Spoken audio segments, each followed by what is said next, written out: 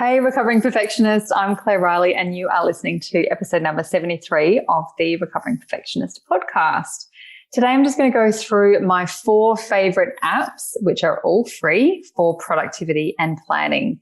You can see the links and all of the show notes at claireriley.co/pod/73. This is the Recovering Perfectionist podcast, and I'm your host, Claire Riley. So when I first started my business a few years ago, 5.5 years ago now, actually, I did a freebie, which was my 25 favorite apps. Talk about shiny object syndrome. So I have got these down. The next episode is actually my favorite apps for customer service. So we'll talk about those in the next episode. But in this one, I just wanted to go through my top favorite apps for helping me to plan and be productive in my business. So the first one is, as you've probably heard, Asana. Now, I feel like I'm basically a cult leader for Asana because I just love it so much. The interface is beautiful.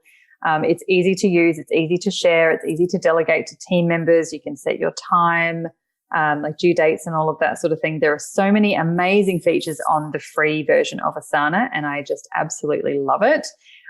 Some similar programs that other people really like are Trello and ClickUp and Smart Task. So there's lots of different similar ones that there are lots of other similar apps that do the same sort of task or same sort of job as Asana. It's all just about a personal preference. How I use Asana for my planning and productivity is, number one, it holds all of my to-do things. So everything that I need to do today for this work session, everything I'm working on this week or this fortnight, things that need to be done in the next couple of weeks or the next couple of months, and also my toy box, which is where I now put all of my shiny objects and things that I think I'd like to do or change or update in my business, go in the toy box until I have time to set aside some dedicated time to doing them as a project, or I can outsource them or automate them, or however that is going to work. So that's the first way that I use Asana, is for my general to-do, so that I can keep on track with my priorities and what I need to get done in my business. The second thing that I use it for is SOP, which is Standard Operating Procedure, or Process and Procedure steps. So anything that gets done more than once in my business probably has an SOP, and this is a very big passion project of mine. I know a lot of people's eyes roll back in their heads when we talk about boring things like policies and procedures, and that's okay. I'm here to make them pretty for you. So I have SOPs for how to publish a blog, how to publish a podcast, how to set up and run a webinar, how my CRM works, which is Client Relationship Management Tool. All of those sort of things. So anything that has a process that I do part of, sometimes my VA does part of, sometimes a project or a VA does the whole part of that process, however that is. So I store all of my SOPs in Asana, which means that they're a dynamic working document, that it's easy to update, add details, add links. And it means that if someone from my team leaves and I get a new person, we can still maintain that beautiful consistency for all of the operations of my business. The third way that I use it is for project management. So similar to the SOPs, where we've got steps laid out for things that happen on a rotational basis, with a project management tool, it's usually a once-off. Sometimes you'll do it every now and then. But generally, if it's a project that I'm setting up something new, maybe it's a new course, maybe it's an overhaul of the website, that sort of thing, I can put all of the steps and delegate to my team and put due dates and that sort of thing for all of the different subtasks under one project. So to-do lists, SOPs, and project management is the main way that I use Asana, and I absolutely love it. Bonus, if you set it up in the settings, you also get flying unicorns and cute little monsters that run across your screen when you complete tasks, which, I mean, who doesn't love unicorns flying across your screen just for shits and giggles, right? The second type of app that I absolutely love is somewhere to take quick and easy notes. So I use Evernote fairly religiously, but usually for the big chunky things. So again, it's for show notes for my podcast. It might be for email templates that I use in various places, and to store my promotional promo posts that I do for all of my free and paid services and products.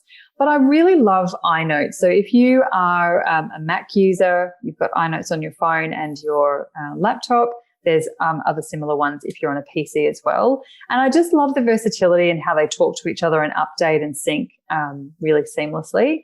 It's a great place to just store all the information. If I'm on the run, it's all those things that you think, I'll remember it later, and you never remember later. If you've got somewhere that you can quickly just jot some details into, I think it's really, really helpful, as long as you've also obviously got the process of going back in and finding those things and putting them where they actually belong, maybe once a week or once a fortnight as part of your admin duties within your business. The third thing that I really love is Google Sheets and Google Docs. So I've moved away from Word and Excel or Pages and Numbers and whatever they're called on Mac, which I never really got my head around, to be completely honest. But Google Sheets and Docs work so beautifully with things like Dropbox when you're using for your storage, if you are also syncing with other people's document apps and tools and that sort of thing. But Google Sheets and Google Docs are just so fantastic for sharing and that dynamic kind of working document and planning and all of that sort of thing. Really easy to access, again, across multiple devices as well. And the fourth one, a bit left of center, but I really love this. And yes, you could absolutely just use a timer, but there's a really great little tool which is free again, and it's called the Tomato Timer. So for anyone who's ever heard me do any sort of co-working or any sort of group workshopping, I am a bit in love with the Pomodoro style work sessions.